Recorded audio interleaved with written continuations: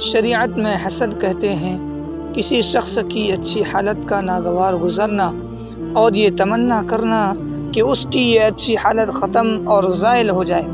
حسد کبیرہ گناہ ہے۔ نبی اکرم صلی اللہ علیہ وسلم نے فرمایا، حسد نیکیوں کو ایسے کھا جاتا ہے جیسے آگ لکڑی کو کھا جاتی ہے۔ حسد بہت سارے گناہ کا سبب بنتا ہے۔ تجربہ شاہد ہے کہ جس کے دل میں حسد کی آگ بھڑکتی ہے وہ اسی در پر رہتا ہے کہ جس کی خوشحالی پر اس کو حسد ہے، کسی طرح اس کو نقصان پہنچائے یا اس کو بے عزت و آبرو کرتے۔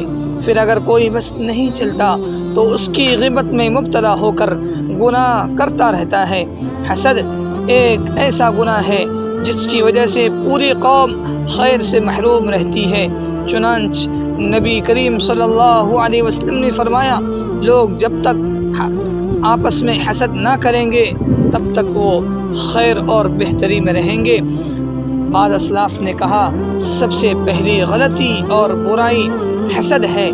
ابلیس کو حسد نے ہی گناہ پر آمادہ کیا تھا، جس کی وجہ سے وہ اللہ کا منکر ہوا، شیطان مردود ہو گیا، ملعون بن گیا، اللہ کی رحمت سے دور ہو گیا۔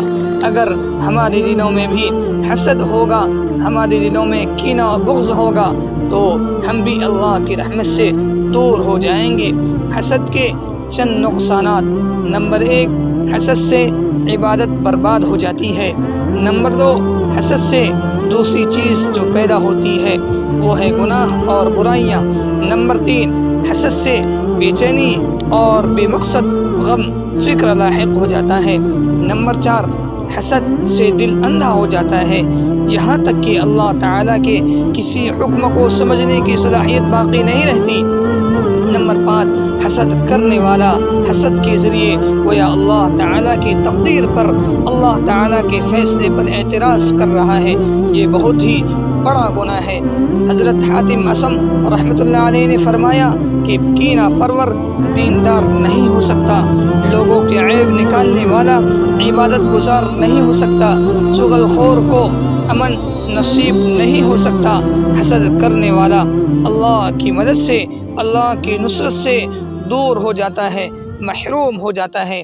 حسد کا علاج، جس سے حسد ہے اس کی خوب تعریف کرے، اس کے ساتھ حسن سلوک کرے، اس کے لیے دعا کرے، تواضع کے ساتھ پیش آئے اور اللہ تعالیٰ کے فیصلے پر، اللہ تعالیٰ کی تقدیر پر راضی رہے اور دنیاوی معاملات میں اپنے سے نیچے والوں کو دیکھے اور عبادات میں، اخروی کاموں میں، آخرت کے کام میں اپنے سے اوپر والے کو دیکھے۔